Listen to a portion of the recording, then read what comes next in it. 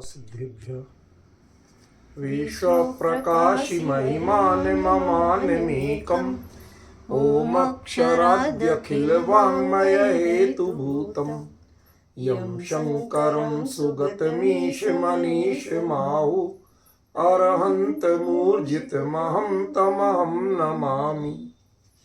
यह आचार्य योगेंद्र देव द्वारा विरचित अमृताशीति नामक परम आध्यात्मिक ग्रंथ है।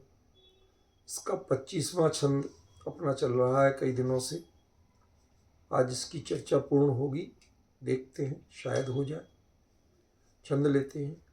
मैत्री कृपा प्रमुदिता शुभ गांगनानां शुभ्राभ्र सन्निभ मनः सदने निवासम् त्वं देहि ताहि समताभिमता सखीत्वात् एवं न कोपि भुवने पितावास्ति शत्रु। 3 लाइनों पर अपनी चर्चा हो चुकी है कल तक। मैत्री कृपा प्रमुदिता वाली, फिर शुभ्राभ्र सन्निमना सदने वाली, और फिर ताहि समता अभिमता सखीत्वात्। इन 3 पर अपनी चर्चा हो चुकी। अब आखिरी प्रश्न बचा था कि इस सब से लाभ क्या होगा, ठीक है ना। उसका उत्तर चौथी पंक्ति में है, वही आज चर्चा चलनी है। कुछ और शुरू करेंगे तो फिर समय निकल जाता है और इसके लिए समय अधूरा नहीं पड़ना चाहिए, क्योंकि इसके बाद अब 2 दिन चर्चा नहीं हो पाएगी। मैं प्रवास पे रहूँगा, आपको बता दिया सबको। एवं इस प्रकार, न इस प्रकार माने मैत्री कृपा और प्रमुदिता को, इन भावनाओं को अपने शुक्ल लेश्यारूपी मन सदन में निवास करने दो, क्योंकि ये समता की सखियां हैं, ये वहां तक पहुंचाने वाली हैं। कल इनको पुल कहा था। जैसे नदी का वो किनारा यदि समता है और ये किनारे पे हम खड़े हैं, तो बीच में पुल चाहिए, तभी हम इस पार से उस पार पहुंच सकते, ठीक है ना। इसी रूप में कहा था कि उनको सखियां हैं, तो उनको निवास मन रूपी सदन में शुक्लेश्या के भावों से निवास कराने पर क्या होगा। एवं ऐसा करने पर कोई भी भुवनेपि लोक में तव शत्रु न अस्ति, तुम्हारा शत्रु नहीं है। अब देखिए, इसमें शब्दार्थ तो हो गया, थोड़ा सा आप विचार करिए कि क्या बात है। मैं कुछ प्रश्न इसमें उठा रहा हूं, उन पर गौर करना। नॉर्मली ये जो अस्ति है, अस्ति माने होता है सॉरी, ठीक है ना। और भविष्यति इसका अर्थ होता होगा। तो जब आचार्य ये कहते हैं कि तुम इनको अपने मन रूपी सदन में रहने के लिए स्थान दो माने अभी दिया नहीं, चीज क्लियर है ना। जब कोई किसी से कोई कार्य करने को कह रहा है कि तुम इससे यह काम करो, मतलब वो काम हुआ नहीं है, और हुआ नहीं है तो उसका काम का जो परिणाम आएगा वो भी भविष्य में होगा कि वर्तमान में होगा। भविष्य में। अंडरस्टूड है कि नहीं, कि तुम यह काम करो, इससे तुम्हें ऐसा फल मिलेगा, तो भविष्य में होना चाहिए। आचार्य ने तो वर्तमान में कह दी, अस्ति है। तो पहला प्रश्न तो ये है कि यहां आचार्य ने अस्ति का प्रयोग क्यों किया। ठीक है, समझ में आया प्रश्न कि नहीं, कि भाई जो कार्य ही अभी नहीं हुआ, उस कार्य को करने की प्रेरणा दे रहे हैं आचार्य देव, तो उसका फलागम तो उसके बाद में होगा। तो हम तो नॉर्मली यही कहते हैं कि तुम सम्यक दर्शन ज्ञान चारित्र का पालन करो, तुम्हें मोक्ष मिलेगा। कि मिल चुका है, मिलेगा, यही तो कहेंगे ना। तो यही ऐसा यहां प्रश्न है कि उसके बाद तुम्हें भुवनेपि लोक में, ये एक दूसरा पॉइंट है। भुवन माने लोक। अब लोक की दो परिभाषाएं, एक 6 द्रव्यों के समूह का नाम लोक या विश्व, उसमें लोकाकाश अलोकाकाश सभी कुछ आ जाता। अलोकाकाश नहीं भी लो एक बार तो भी लोक तो पूरा आ ही जाता है। और उस लोक में तीनों लोक हैं, ऊर्ध्वलोक, मध्यलोक और अधोलोक। जो आप लोकाकाश जिसको कहते हो, ठीक है ना, तो उसका नाम लोक है जब तो लोकाकाश कहोगे। लोक में पाए जाने वाले आकाश को क्या कहेंगे? लोकाकाश। तो इसका मतलब जो ये मनुष्याकार रचना है वो क्या है? तो वो लोक हुई। तो लोक को भुवन कहते हैं। भुवन माने लोक, यदि ऐसा अर्थ ले तो कोई आपत्ति है कि नहीं है? तो जो यहां टीकाकार आचार्य ने कहा कि तुम्हें तीनों लोकों में कोई शत्रु नहीं होगा, तो भुवन एक वचन है, एक का तीनों लोक कैसे हो जाएगा? तो ऐसे हो जाएगा कि पूरे लोक को जब लिया जाएगा एक रूप में और उसमें तीनों लोक हमारे जो भेद हैं वे आ जाएंगे। क्योंकि यदि लोक या विश्व की परिभाषा हम ये लें कि 6 द्रव्यों के समूह को लोक कहते हैं या लोकाकाश जितने क्षेत्र में है उसे लोक कहें, तो दोनों परिभाषाओं से तीनों लोक आ जाते हैं। ठीक है ना। अब यदि हम ये जिद करें, शब्द ध्यान देना, जिद करें कि भुवन में माने जहां हमें आना जाना है, जहां हमारा संपर्क है। थोड़ा शब्द ध्यान दे के सुनना, ठीक है ना। आलस वालस मत दिखाना मुझे, जितना आलस दिखाओगे उतनी फिर मेरे चर्चा में आपको मजा नहीं आएगा। हाँ, तो क्या कहा? भुवन माने जितने में आपका आवागमन है, जितने से आपका संपर्क है। तो वर्तमान जो मनुष्य गति है उसके हिसाब से तो संपर्क अकेला मध्य लोक में, और अब स्थावर पर्याय में जाना नहीं है। बात समझ गए कि नहीं? तो हमारा संबंध, हमारा लोक कितना है कि संपूर्ण त्रसनाली वो हमारा लोक है। ठीक है ना। तो अब दूसरा अर्थ ये ले सकते हैं कि या तो त्रसनाली में या मध्यलोक में। तीसरा एक और अर्थ है, और वो है कि अब हमारी दुनिया कितनी सिमट गई कि भाई हमें जितने में रहना है उतनी ही हमारी दुनिया। मुनिराज जब दीक्षा लेते हैं तो अपने देश से बाहर नहीं जाएंगे, ये नियम जरूर रखते हैं। क्या ध्यान से सुना? वो अपने देश से बाहर नहीं जाएंगे, सीमाओं से बाहर नहीं जाएंगे, ये नियम रखते। समझ गया? वो एक बार मेरे को ऐसी विकल्प आया था।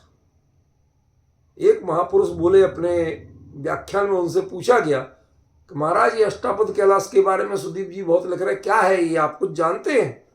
अरे साहब वहां बहुत सैकड़ों मुनिराज रहते हैं, हजारों चौके लगते हैं, ऐसा होता है वैसा होता है। फेंकने चालू होते तो फेंके जाओ, कोई चिंता नहीं।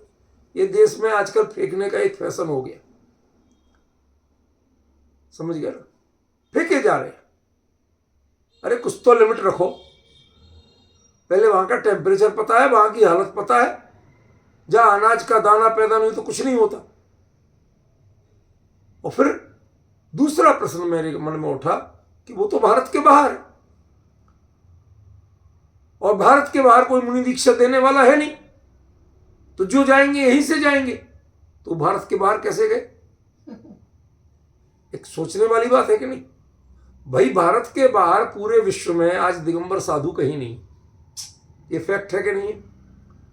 तो वहां तो कोई दीक्षा देने वाला है नहीं, पहले से हो तो दूसरे को दे दे।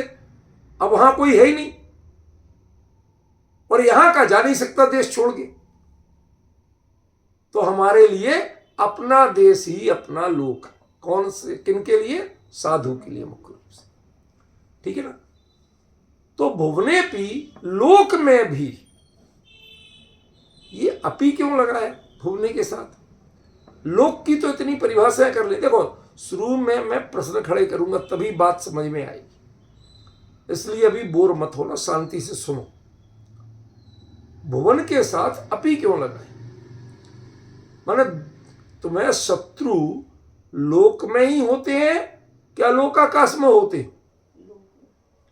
होते तो लोक में ही।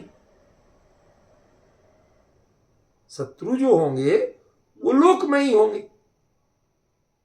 तो जब लोक में ही होंगे, अलोकाकाश में हमें जाना ही नहीं है, ना कोई शत्रु होगा, तो फिर ये अपी लगाने की क्या जरूरत थी? अपी तो ये होता है कि यहां भी नहीं होगा, मतलब कहीं और तो हो ही सकता है। अब वो और क्या हो सकता है बताएंगे?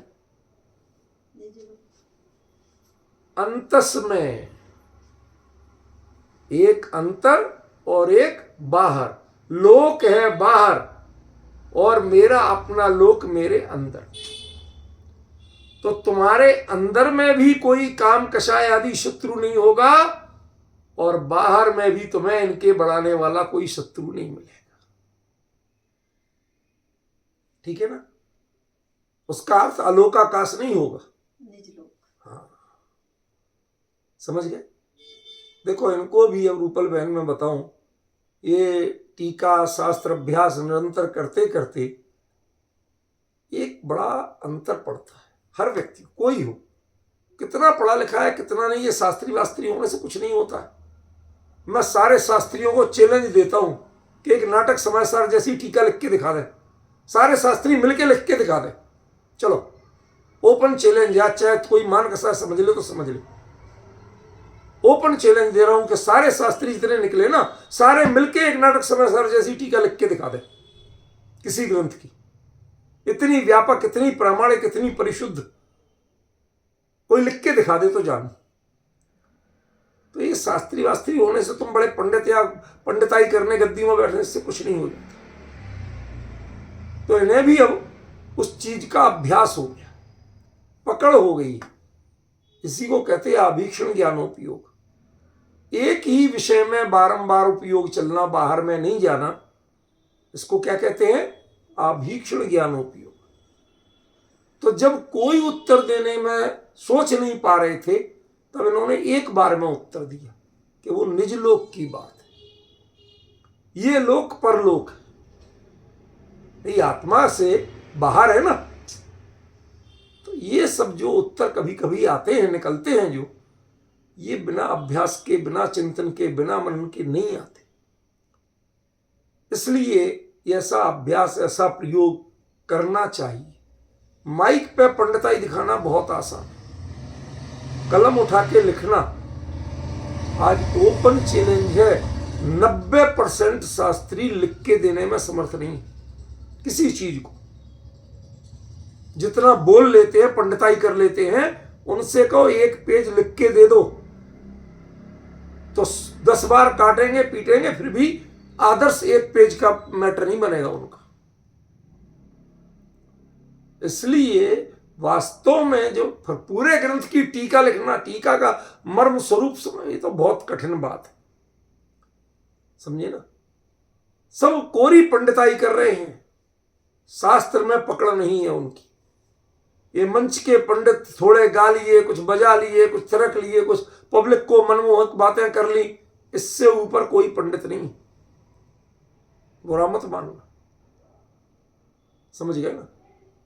ये पूजन की पुस्तकों पर विधान बना, वो शास्त्रों पर विधान बना लेना, छंद के अनुवाद कर देना, ये कोई पंडिताई नहीं है। तुम उसका एक टीका लिख के दिखाओ तो जाने। जितने निकले एक नहीं लिख पाया आज तक कोई टीका, समझ गए ना। जो प्रॉपर शास्त्री नहीं है उनने तो फिर भी कुछ काम किया। जो शास्त्री बन के निकले हैं, आपको कड़वा सच बता रहा हूं, सबको ध्यान से सुनना, उनमें से एक भी अभी प्रामाणिक टीका लिखने वाला नहीं निकला, ना कोई लिख पाया, ना अभी लिखने में समर्थ।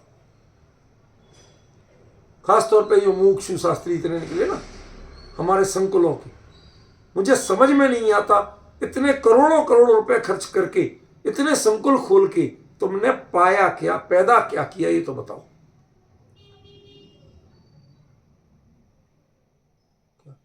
वो किसी कवि ने एक व्यंग्य किया था सरकार पे, हमारा कोई सरकारों से कोई मतभेद नहीं है, मैं तो उनसे दूर रहता हूं, तो सारी बात कर रहा हूं दृष्टांत के रूप में।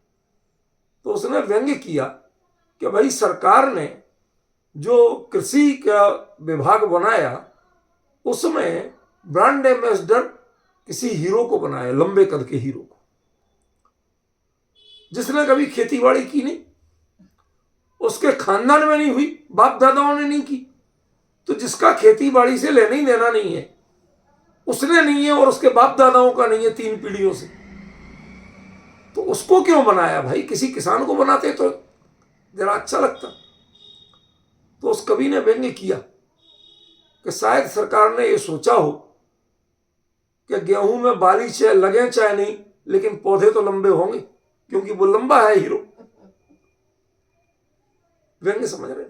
तो यहां सब लंबे तो हो रहे हैं, शास्त्री उपाधि, ऐसे वैसे, गाना बजाना नाचना, सब काम के एक्सपर्ट हैं, लेकिन मूल जिनवाणी पे 2 अक्षर लिखने के लिए क्षमता नहीं।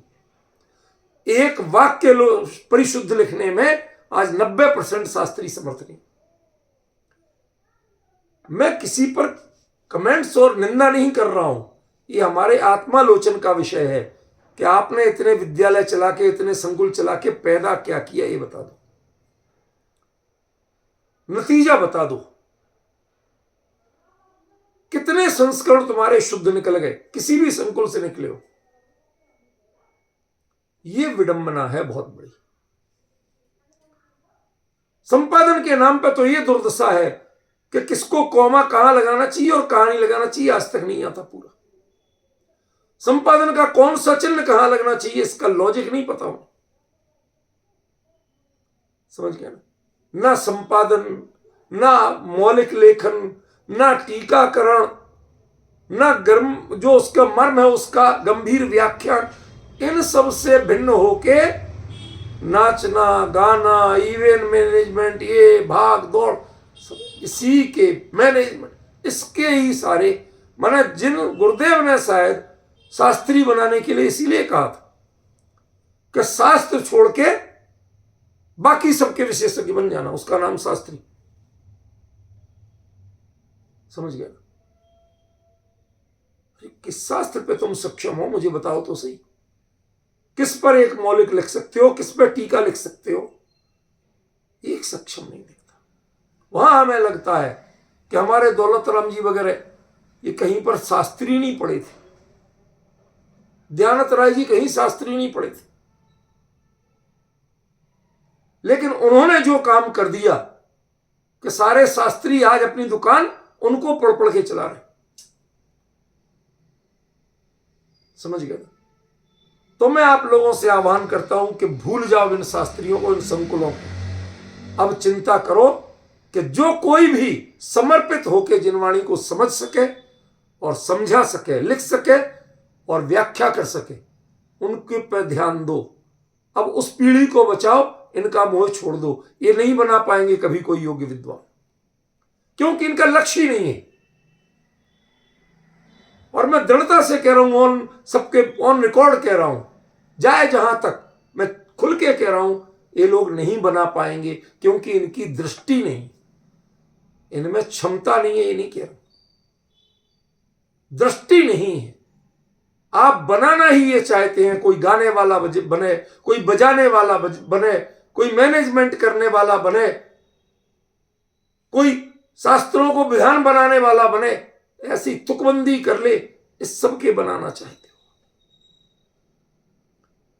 ये जो गाथाओं के पद्यानुवाद होते हैं, एक युगल जी को छोड़ दो तो आज तक कोई गंभीर पद्यानुवाद नहीं कर सका जिसमें काव्य भी हो, जिसमें दर्शन भी हो, जिसमें तत्व ज्ञान भी हो और जिसमें आचार्य का जो अभिप्राय है वो सटीक लिया गया हो। ऐसा कोई एक भी नहीं लिख सका। बन गए दुनिया भर के विधान, वो सब चावल चढ़ाने के काम के और किसी काम के नहीं। उनमें वो तत्व नहीं आ पाया, उनमें वो काव्य प्रतिभा नहीं आ पाई। ना वो द्रव्य से उत्तम है, ना भाव से उत्तम, खाना पूर्ति में है। समझ गया ना? ये मुझे बड़ा दुखी होके कहना पड़ रहा है। सन 76 में 77 में मैं पढ़ने गया था, तब से अभी तक लगभग कितने साल हो गए? 50 साल होने को जा रहे हैं। 50 साल से एक परंपरा चल रही है, शास्त्री बनाओ, आचार्य बनाओ, ये करो, वो करो, और उन सब के बाद आज एक भी ऐसा सक्षम पैदा नहीं हो पाया कि जो कह सके कि हाँ ये काम मैं कर दूं। इसलिए मैं समाज से अब विनती करता हूं कि इनमें सारा फोकस मत करिए। जो वास्तव में समर्पित होके और जिनवाणी पे लिखने पढ़ने, जो अहर्निश अभीक्षण ज्ञानोपयोग के धनी हो, उन पर करिए अगला इन्वेस्टमेंट। उनसे आपका भविष्य और शास्त्र सुरक्षित रहेंगे, आगे की पीढ़ी के लिए मिलेगा। ये चूरन चटनी, क्वेश्चन आंसर और ये सब आपको उल्लू बनाने वाली चीजें हैं। ये मनोरंजन कर सकते हैं, तत्व ज्ञान नहीं दे सकते। लिख के ले लीजिए आप। समझ गए सचिन? तेरे यहां बहुत करते हैं ये काम, और मैं चैलेंज देके कह रहा हूं, एक को भी तत्व ज्ञान का ता नहीं पता। पंडिताई करना अलग चीज है, समाज को लुभाना अलग चीज है, और तत्वाभ्यासियों के बीच में बोलना अलग चीज है। उनको समझा पाना, उसको मर्म निकाल के दे पाना अलग चीज है। यहां अपी शब्द दे दिया। अपी का मतलब क्या? वो भी होता है और क्या होता, इससे आगे नहीं बोल पाए। अरे अपी का मतलब है ये भी, तो इसका मतलब इसके अलावा भी कुछ होता। वो अलावा क्या, इसका उत्तर देने में समर्थ नहीं, जो यहां एक बार में दे दिए। समझ रहे हो? इसका मर्म समझने की कोशिश करिए। नकली पंडित बनने की जगह असली तत्वाभ्यासी बनिए। दूसरों को रिझाने की जगह खुद उसमें रीझने की कला सीखी। हम सारी समाज को कहते हैं तुम इसमें जिनवाणी में, तत्व ज्ञान में, मंदिर में लग जाओ, लेकिन मुझे बड़ा कष्ट होता है कि जो उपदेश देते हैं वो कितने लगे हुए हैं। मंच को छोड़ दें तो मंच के अलावा कितने लगे हुए हैं, ये कहीं खुर्दबीन लेके ढूंढो तो भी मुश्किल से मिले। होंगे दो चार कोई, तो वो अकेले क्रियाकांड की दृष्टि से लगे होंगे, उसमें तत्व की दृष्टि से नहीं लगे। तो हमें बड़ा हर्ष हुआ आज, इन्होंने एक बार में उत्तर दिया और एकदम परफेक्ट उत्तर दिया। जो मैं चाहता था वो उत्तर दिया। समझ गए? ये अभ्यास बहुत जरूरी है। यदि ध्यान से नहीं सुने तो आप कहां से निकाल पाओगे एक बार में? ये तो चर्चा ही नहीं चली थी। तो दूसरा क्या हुआ? भुवने, ठीक है ना? और उसके बाद में एवं। एवं का अर्थ क्या है? एवं माने तीन काम। एवं माने तीन काम। कौन कौन से?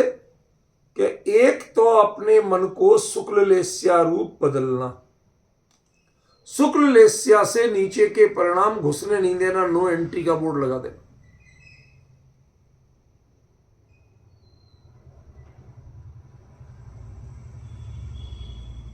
मैं आपको बताना चाहता हूं,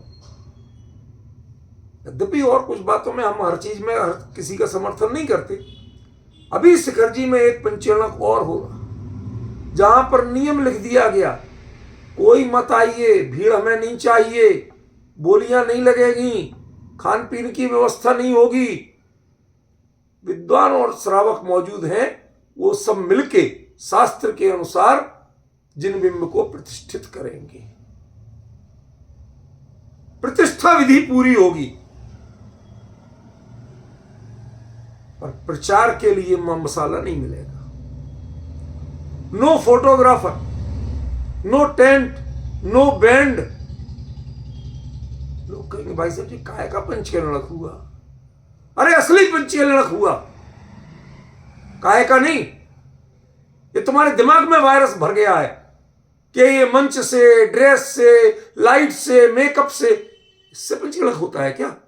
इससे प्रतिमा परमात्मा बनती है क्या? पूरा का पूरा आपके दिमाग को ब्रेन वॉश किया जा रहा।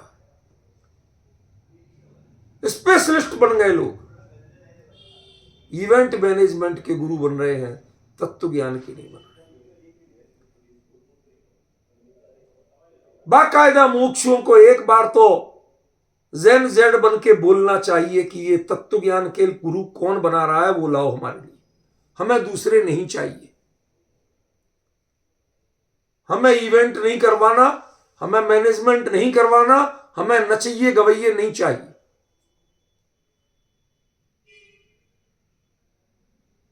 हमें तत्व ज्ञान के गुरु चाहिए, ऐसे विद्वान चाहिए जो तत्व ज्ञान समझते भी हों और समझा भी सके। आज बहुत से ऐसे हैं जो नकल नहीं कर सकते। रूपल बहन अहंकार मत समझना, दृढ़ता से कह रहा हूं, एक संस्कृत या प्राकृत का छंद दे दो, उसको नकल करके लिख दो, तो शुद्ध नकल करके लिखने की उन्हें हिम्मत नहीं है। यदि उसमें एक मात्रा गलत लगी है तो सुधारने की हिम्मत नहीं है। समझ नहीं है, काय पे सुधारे, क्या गलत है और क्या ठीक है यही पता नहीं, उसका आधार पता नहीं, और सब शास्त्री बने पड़े। शास्त्र का पता नहीं, शास्त्री बने पड़े। ये बहुत बड़ी विडंबना होगी। लगभग 50 साल की प्रतीक्षा के बाद हमारी झोली खाली है, एक भी नहीं बन पाया। ये बड़ी चिंता की बात है। गुरुदेव को वचन दिया था, क्या नजरें मिलाओगे, कभी मौका पड़ गया था। समझे कि नहीं?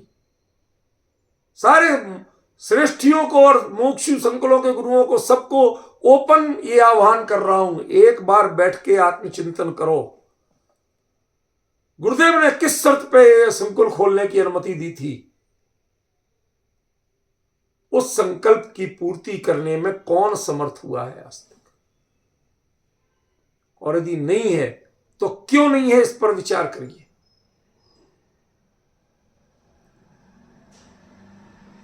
ये धंधे के लिए यदि बना लिया तो बहुत दुखद बात हुई। हमारे गुरु ने कभी धन को और धंधे को प्रायोरिटी नहीं दी। प्रायोरिटी तो क्या, वो उसमें हमेशा कहते हैं ढोरथस है, वो तो इससे ऊंची बात नहीं कहते थे, कोई भी भाव नहीं देते थे। और आज ये सारे उसी को भाव दे रहे। समझ रहे? ये बहुत बड़ी दुखद बात है। एक पंक्ति का अर्थ करने में लोग समर्थ नहीं रहे। और लास्ट पॉइंट है इसमें, शत्रु। कोई तुम्हारा शत्रु नहीं है। अरे तुम बाधक तत्व कहते, शत्रु ही क्यों कहा? बता सकते हो?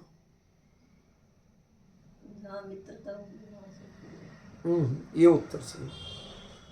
यहां शत्रु का अर्थ है जो चारित्र मोह है और चारित्र मोह के परिणाम है, जिनसे लेस्या बिगड़ती है, जिनसे मैत्री, प्रमोद, कृपा और प्रमुदिता जैसी भावनाएं विचलित होती हैं। समझ गए? और जो समता के सखीपना खंडित जिनसे होता है, ऐसा कोई भी भाव वो सब शत्रु है।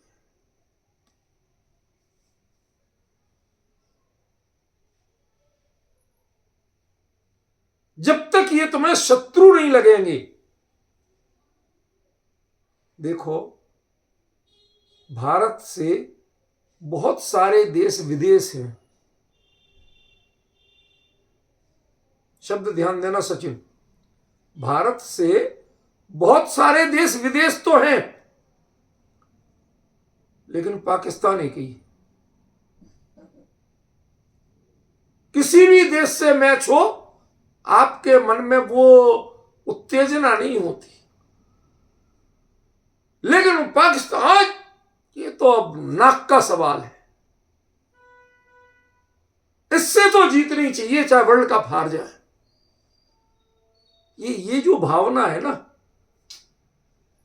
असली प्रतिद्वंदी है तो यही है, चाहे उसे खेलना आता हो चाहे नहीं आता। टीम अच्छी, टीम से मतलब नहीं है, वो पाकिस्तानी है इसलिए मतलब।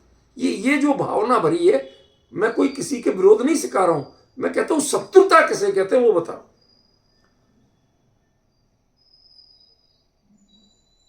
और देश भी हमारे पड़ोस में, उनसे भी खटपट चलती रहती है, लेकिन शत्रुता ऐसी से क्यों है? क्योंकि कभी अपना ही तो था ना। जहां राग होता है वहीं द्वेष होता है। जिससे राग ही नहीं है उससे द्वेष किस बात का होगा? पॉइंट समझे कि नहीं? जिससे राग ही नहीं है उससे द्वेष कैसे करोगे आप? जो अपना ही था वो सबसे बड़ा शत्रु लगता। रावण के खानदान में राम आज तक शत्रु नहीं हुए, विभीषण जितना शत्रु हुआ। बात समझ में आई? रावण के खानदान में राम से युद्ध हुआ, मारे गए, जीते, जो कुछ भी हुआ वो उतना बड़ा मैटर नहीं बना।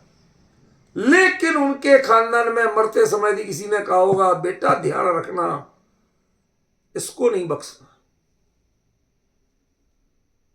जो अपना है वो यदि विपरीत आचरण करे तो वो सबसे बड़ा शत्रु होता है। जो भाव तो अपना है लेकिन चारित्र मोह के कहे चले, वो सबसे बड़ा शत्रु।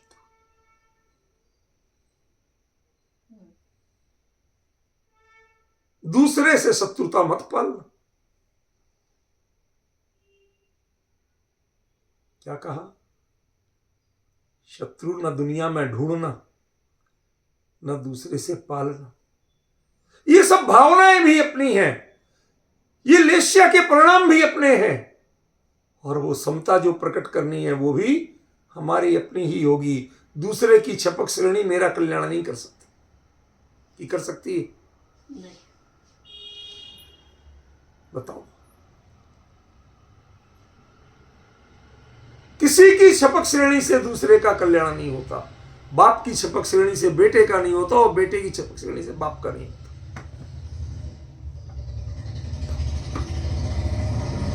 समझ रहे हैं? इसलिए मित्रता भी अपनी और शत्रुता भी अपने अंदर ही खोजना, दुनिया में खोजने मत चले जाओ।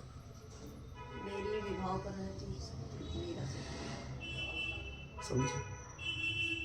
और जब मैं अपने इनको अपना लूंगा,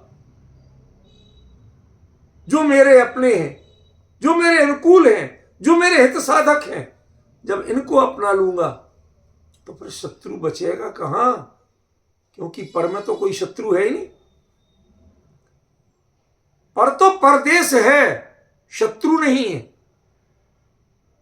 थोड़ा समझने की कोशिश करना मैं क्या कहना चाहता हूं। आपके शत्रु सिर्फ पाकिस्तान है, बाकी तो सब परदेश हैं। परदेश गे होता है, हे नहीं होता। समझ गए? तो यदि पर जो जानने में आ जाए वो उतना अपराध नहीं है, लेकिन जो शत्रु लगे, जिससे मन में कषाय भड़के, वो बड़ा अपराध है। इसलिए ढूंढना कि कोई शत्रु बाकी तो नहीं रह गया। आजकल बहुत चलता है, परदेश के शत्रु उतने खतरनाक नहीं है, जो देश में घुसे हुए शत्रु हैं, देशद्रोही हैं, वो ज्यादा खतरनाक है। क्योंकि जब सीमाएं सुरक्षित हैं तब भी ये विस्फोट करते हैं, तब भी ये आतंक मचाते हैं। इसलिए जो वहां बैठे वो उतने खतरनाक नहीं है, जो यहां बैठे वो ज्यादा खतरनाक है। आचार्य ने यही तो कहा कि जो कर्म बैठे हैं वो इतने बड़े शत्रु नहीं है। वो फंडिंग भले ही कर रहे हैं, लेकिन विस्फोट वो नहीं कर रहे। सचिन समझ रहा है भाई? फंडिंग भले ही कर रहे हैं लेकिन विस्फोट नहीं कर रहे हैं। विस्फोट तुम्हारे अंदर बैठे हुए कर रहे हैं। हिंसा का तांडव भीतर बैठे हुए मचा रहे हैं, फंडिंग करने वाले नहीं मचा रहे। तुम्हारे अंदर के जो परिणाम हैं, भले ही वो कर्म के उदय से हो रहे हो, कर्म उनको फंडिंग कर रहा हो, लेकिन इसके असली दोषी ये शत्रु कौन हुआ? हमारे अपने परिणाम, जो चारित्र मोह की कही तो करते हैं लेकिन निज गायक की कही नहीं करते हैं। मैत्री के स्वर में स्वर नहीं मिलाते, कृपा के स्वर में स्वर नहीं मिलाते, प्रमुदिता के स्वर में स्वर नहीं मिलाते, सुख लेस्या के अनुकूल नहीं चलते। कपड़े सफेद पहनना तो सीख लिया लेकिन कशाएं काली। सचिन क्या कहा? तेरे लिए मसाला बहुत दे रहा हूं आजकल। कपड़े सफेद पहनना तो सीख लिया लेकिन कशाएं काली हैं। तो आचार्य कहते शुक्लेश्या नहीं हो जाएगी। तेरे तो शत्रु ही शत्रु भरे पड़े हैं। तो दुनिया में सबसे मित्रता गांठता है पर प्राणी मात्र से नहीं गांठता।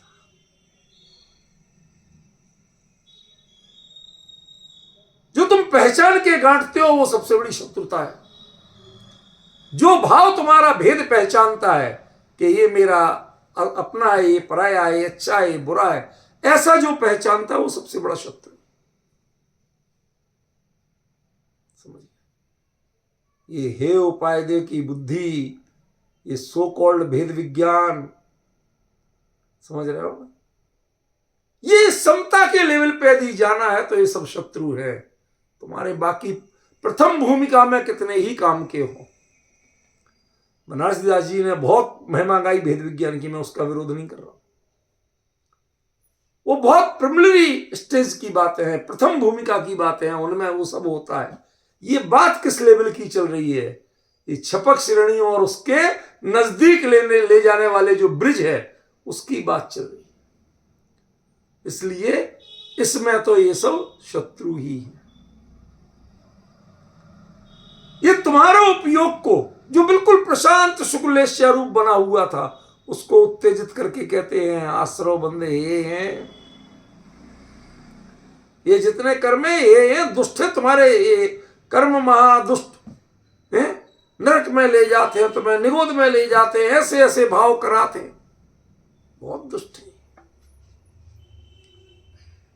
ये जितने दुष्ट नहीं है, जो दुष्टता का विचार तुम कर रहे हो जितना दुष्ट ही है। तुम्हें आगामी बंध इन कर्मों से नहीं हो रहा, तुम्हारे परिणामों से हो रहा है। तो बताओ शत्रु कौन हुआ?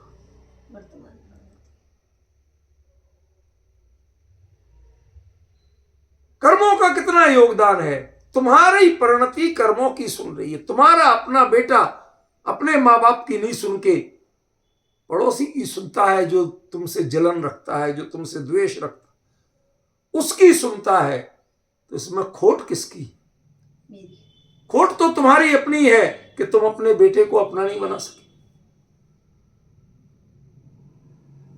खोट तो हमारी है। पालन पोषण में, संस्कार में दोष हमारा है, अपराधी हम खुद है। समझे? यदि हमने संस्कार सही दिए होते, अपनाया सही होता, अपनापन दिया होता, तो नौबत ही नहीं आती। वो स्वप्न में नहीं सोच सकता था। समझे कि नहीं? इसलिए यदि अपना है और अपनी नहीं सुनता है, शब्द ध्यान देना, अपना है और अपनी नहीं सुनता है, तो इससे बड़ा शत्रु कोई नहीं। टेंशन का कारण वो है। जो बाहर में शत्रु है वो टेंशन का कारण नहीं है। उसकी चोट सही जाएगी लेकिन इसकी चोट नहीं सही जाएगी। समझ में आ रहा है कुछ? क्या कहा? अभी तक तो हमने आपको 3 पॉइंट बताए। कौन कौन? भुवन, अस्थि और शत्रु। अब अपने पास कुल 20 मिनट करीब बचे हैं। अब इस पंक्ति का समग्र अर्थ करेंगे, एक एक पॉइंट को हाईलाइट किए बिना। इनका जो अलग अर्थ था वो बता दिया। ठीक है ना। अब इसमें वापस लौट के चलते हैं अस्थि पर।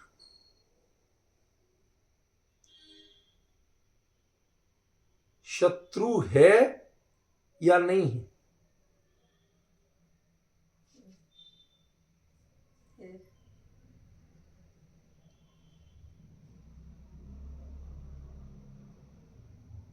वो सोचो सोचो, जरा शांति से सोचो। शत्रु है या नहीं होगा? नहीं के साथ होगा एक बार लग सकता है कि यहां तो है।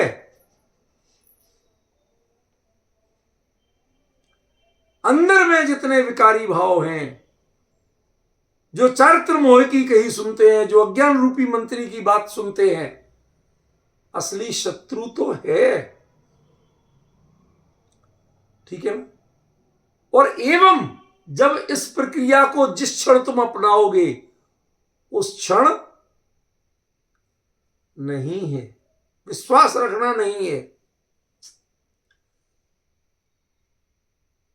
होगा नहीं, है। ये दोनों में बहुत बारीक अंतर है, लेकिन बहुत गहरा अंतर है।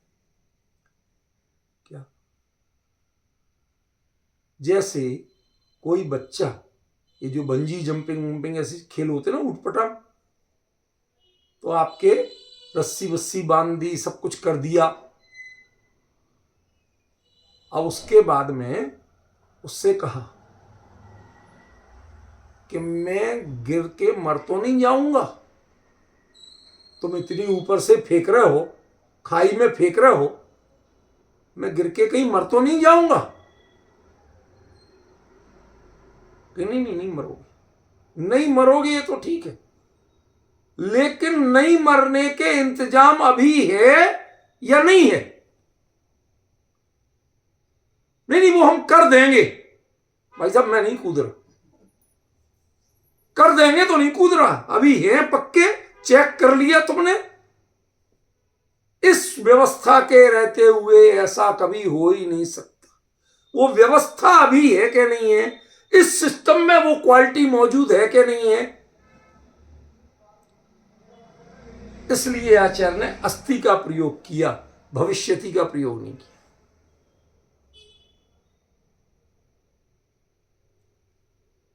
कोई प्रक्रिया आप कर रहे हैं, उस प्रक्रिया में वो परिणाम शामिल होना चाहिए।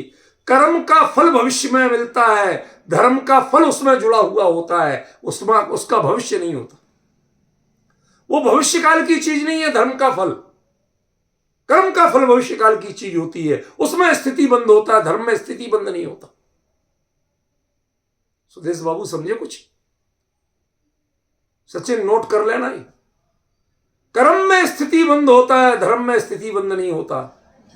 कर्म का फल मिलता है, धर्म तो फल के साथ ही होता है।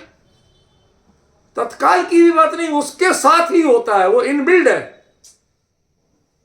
जो इनबिल्ड नहीं हो वो धर्म नहीं हो सकता, वो कर्म हो सकता।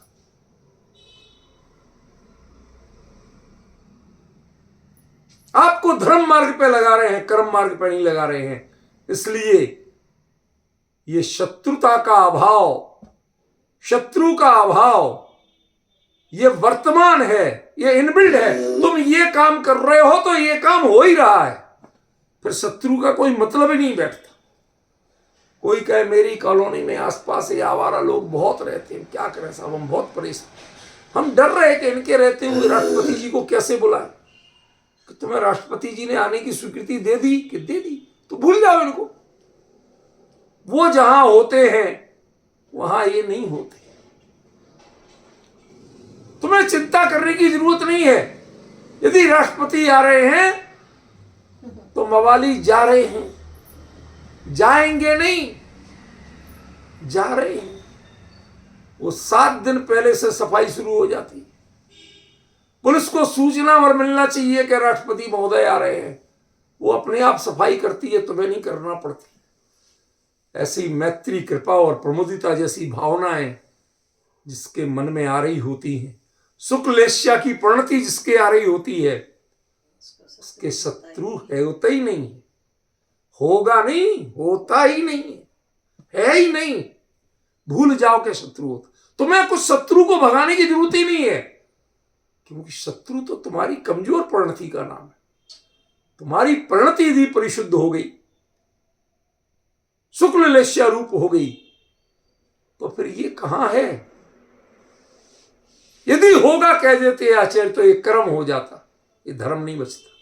चूंकि ये धर्म है इसलिए वर्तमान काल में है, और कर्म होता तो वो भविष्य काल में फल होता। धर्म का फल तत्काल होता है, इनबिल्ट होता है, और कर्म का फल भविष्य में मिलता है। ये पहचान है कि आचार्य कह रहे अस्ति, ये अस्ति पहचान करा रहा है कि ये कर्म नहीं है, ये धर्म है।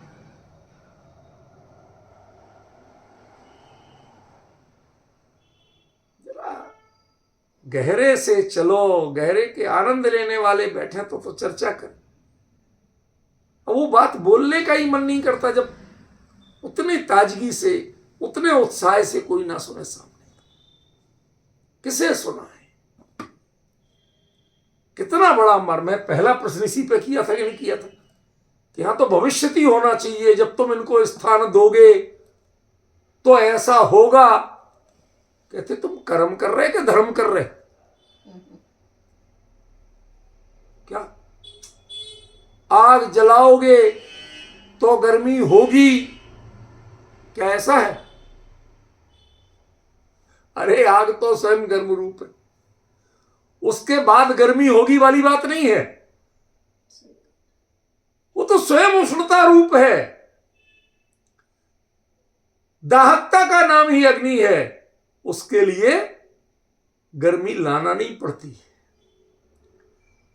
ऐसी शत्रुता का अभाव,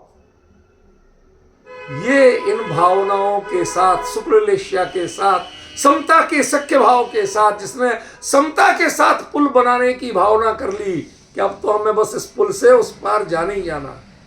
समता अपनानी है, छपक श्रेणी अपनानी है। इसके लिए जो मेंटली और फिजिकली प्रिपेयर हो चुका है, ये बात उसकी, ये इससे नीचे की भूमिका वाले की बात नहीं। समझ में आ रहा है कुछ? इसलिए आचार्य ने आपको एक क्लू दे दिया, अस्ति, भविष्यति नहीं कहा। भविष्यति कर्म और अस्ति धर्म। एक सिंपल सी पहचान सीख लो। हम वाक्य जो प्रयोग करते हैं, भाई साहब यदि तुम मैत्री, कृपा, प्रमुखता इन भावनाओं को अपने मन रूपी सदन में स्थान दोगे तो तुम्हारे लिए कोई शत्रु नहीं बचेगा। यहां ये कहा ही नहीं, है ही नहीं। तुम देने तैयार हो तो ये अपने बोरिया बिस्तर बांध के पहले जाने को तैयार। ये होंगे नहीं हैं, उन्हें भी खबर लग जाती है। उन्हें बसाने वाले वो पुलिस खुद जाके बताते। इस देश में यही तो विडंबना है। जो अपराध के निवारण की ड्यूटी जिन्हें मिली है, वो कहते भाई साहब निवारण किसका करेंगे जब अपराधी होंगे ही नहीं। तो पहले अपराधियों को बसाओ, अपराध होने दो, तब तो निवारण करेंगे। हमारी उपयोगिता क्या है फिर? तो बेचारे बड़े ईमानदार लोग हैं, पहले अपनी उपयोगिता सिद्ध करते, वो माहौल बनाते हैं, तब तो उनकी उपयोगिता है।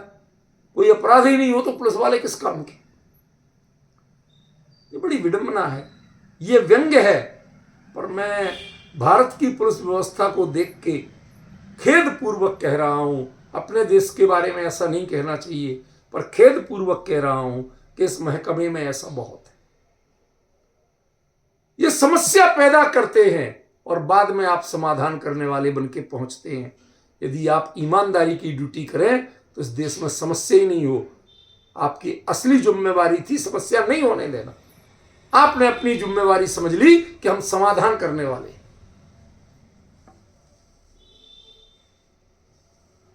समझ में आ रहा है कि नहीं आ रहा? आपके लिए क्या बनना है, आपकी परिणति को कैसा बनाना है कि समस्या हो ही नहीं।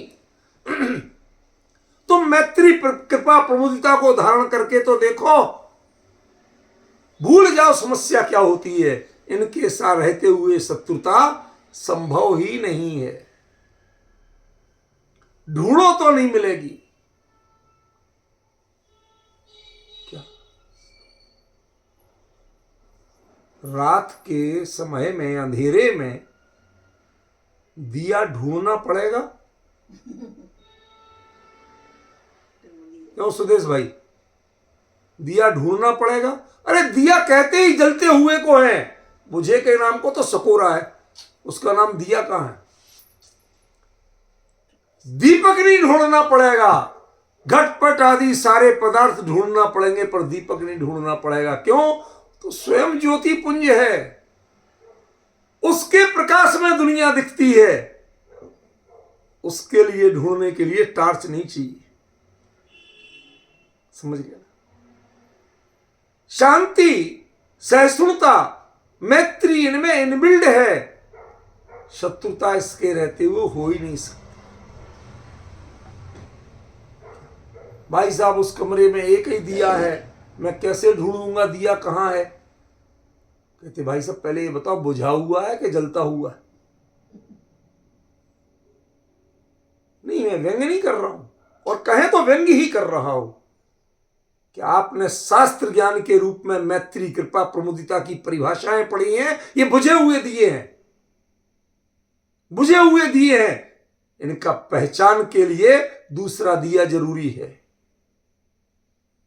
लेकिन यदि ये जलते हुए दीपक हों, ये आपकी संवेदनाओं में बसते हों,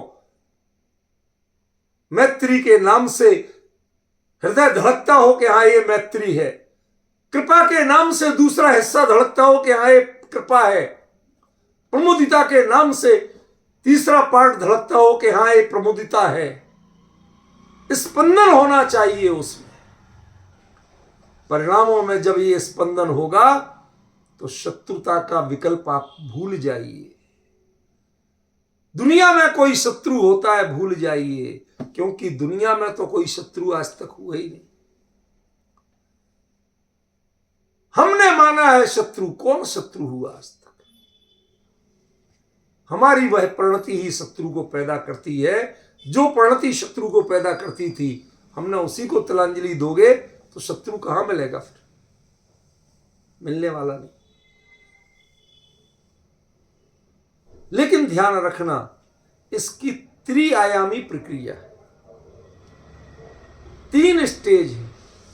पहली स्टेज कि तुम मैत्री कृपा प्रमुदिता को अपनाने को तैयार हो,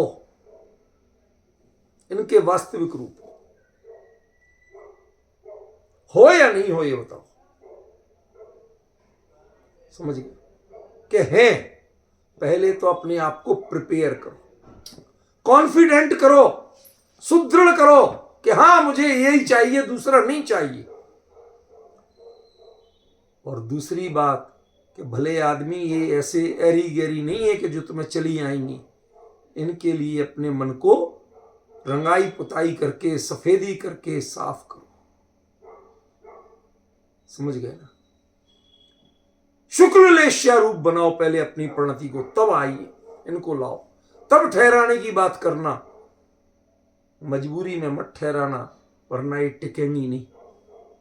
ये दूसरी स्टेज है। और तीसरी स्टेज, इनको समता की सखी मानना।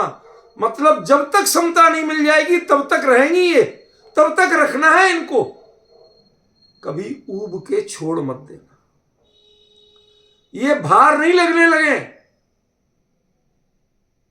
घर में कोई भी एडजस्ट कर लेगा, इनके एडजस्टमेंट नहीं होगा। जैसे घर में किसी को टिका लो, फिर शादी आ जाए, रूपल बहन तो क्या देंगी कि सर वो आपकी व्यवस्था हम कहीं कर देते हैं, हम यहां तो अब जो आएंगे वो तो कहां रहेंगे। समझ गए? ये नहीं कहना पड़े। मैत्री कृपा प्रमुदिता को किसी भी स्थिति में ये नहीं कहना पड़े। और लोग एडजस्ट, और भाव एडजस्ट होते रहेंगे, वो अपना रास्ता ढूंढेंगे, अपनी जगह ढूंढेंगे, लेकिन ये परमानेंटली यहीं रहेंगी। कब तक? कि समता सखीत्वात्, जब तक समता रूपी सखी इनकी नहीं आ जाती है, उसको लेके नहीं आ जाती, तब तक ये यहीं रहेंगी, एक क्षण के लिए भी छोड़ना नहीं। पॉइंट समझिए। रूपल में सच बताओ, समझ में आ रहा कि जब मैं कभी प्रवचन सार की चर्चा की बात कह रहा था, अमृता शीती लेंगे, तब लग रहा था पता नहीं क्या है इसमें, क्या नहीं है। अब लग रहा है कि कुछ बहुत एक्स्ट्रा ऑर्डिनरी है, जो बातें और सब जगह आसानी से नहीं मिलती इस शैली में। तत्व ज्ञान तो वही है, तत्व ज्ञान किसी में कोई इधर का उधर नहीं, प्रस्तुतिकरण का अंतर, समझाने का अंतर होता है। अध्यापक की क्वालिटी समझाने से होती है, विषय से नहीं होती है। सिलेबस तो वही होता है, समझ गए? तो तीसरी चीज क्या कह दी? एवं न कोपि भुवनेपि तवास्ति शत्रु। तुम्हारे मन में विकल्प नहीं रहना चाहिए कि कर्म परमाणु विद्यमान हैं, उनके स्थिति अनुभाग विद्यमान हैं, है तो बने रहे, मेरे पास तो नहीं। क्या शत्रु है तो वो अपने आप में शत्रु बने रहे कि मैं तो इसके साथ बंधा हूं, मेरे इतने स्थिति बंधी है, इतना अनुभाग बंधा है, मैं तो इतने समय बाद उदय में आना शुरू करूंगा। तुम अपनी प्लानिंग करते रहो करणानी योग में बैठे बैठे, मेरे लिए तुम हो ही नहीं। क्यों? क्योंकि तुम्हारा जो इफेक्ट है वो मेरे परिणति पे कहीं है ही नहीं। जब है ही नहीं तो मेरे लिए शत्रु हो ही नहीं। तुम अपने आप में जितने चाहे बुरे से बुरे कर्म बने रहो, लेकिन ज्ञानियों के, इस लेवल के ज्ञानियों के जीवन में ये कभी शत्रु नहीं होते। हमें कर्मों से लड़ाई नहीं लड़ना है, हमें अपनों से लड़ाई लड़ना है। हमें कर्मों की सफाई नहीं करना है, हमें अपनी सफाई करना है, अपने चित्त की, अपनी प्रणति की सफाई। लोग कहते कर्म दहन विधान करेंगे हम। आजकल यहां दिल्ली विल्ली में ऐसे नए नए नाम, नए नए ड्रामे बहुत चल रहे हैं। क्या करें, लोग बाग परेशान हैं। बच्चों के नाम की तरह विधानों के नाम भी आजकल नए नए रखना पड़ रहे हैं। लोग बाग कहते हैं भाई साहब वही पंचपरमेष्ठी विधान, वही रत्नत्रय विधान, वही 64 रिद्धि विधान, वही 16। अरे सुन सुन के थक गए यार, कुछ और नया बताओ। मनोकामना विधान। तो अब क्या करें, पब्लिक की डिमांड है तो नए नए नाम से करना पड़ती है। यहां कोई ऑप्शन ही नहीं, यहां शत्रुता का ऑप्शन ही नहीं है। या तो ये नहीं है या ये नहीं, या तो कहो कि हमें मैत्री कृपा प्रमुदिता अभी तक नहीं हुई, तो होगा शत्रु। जब कर्म रहेंगे तो फल भी होगा। लेकिन यदि कर्म है नहीं है, तुम धर्म रूप में परिणत हुए हो, तो धर्म का फल अस्थि होता है, भविष्यति नहीं होता। वो इनबिल्ट होता है, वो आगे नहीं मिलता। इतना बड़ा सूत्र प्रयोग किया आचार्य ने, अस्थि। जबकि वाक्य कैसा चल रहा, हम फल को क्या मानते, भविष्य में होगा उसका नाम फल मानते, और यहां कहते जो इनबिल्ट है उसका नाम फल है।